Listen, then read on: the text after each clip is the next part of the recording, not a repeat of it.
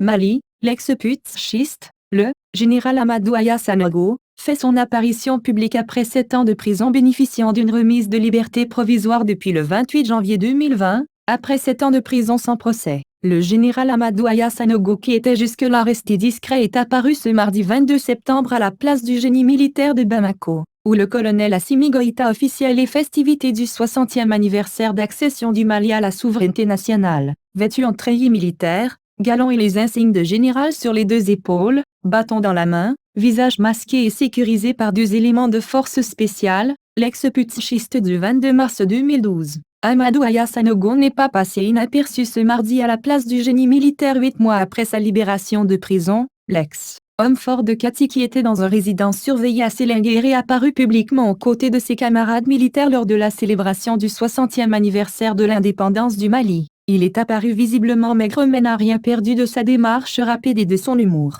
Installé dans la loge des officiels, le général Amadou Aya Sanogo est resté calme et discret jusqu'au terme de la cérémonie avant de donner des accolades, des poignées de main et se fait prendre en photo avec plusieurs militaires et civils qui l'ont souhaité. D'ailleurs, sa première apparition publique dans une cérémonie officielle a été bien accueillie par certains qui laissaient manifester leur joie. Sanogo, Sanogo, le général, criaient avec joie certains. Amadou Aya Sanogo est réputé proche des officiers qui ont renversé le pouvoir du président Ibrahim Boubacar Keïta depuis le 18 août dernier, à savoir le colonel Malik Diaw et le colonel Koné, qui tous les deux ayant pris part au coup d'État du 18 août, étaient également présents le 22 mars 2012 sur le plateau de l'ORTM lorsque le CNRD relisait le communiqué annonçant la suspension de la Constitution. Amadou Aya Sanogo et de ses co-accusés, en attente depuis près de 7 ans d'un jugement dans l'affaire des 21 bérets rouges retrouvés morts dans une fosse commune à Diago, cercle de Kati, ont été remis en liberté provisoire le 28 janvier 2020 sur ordre de la justice malienne.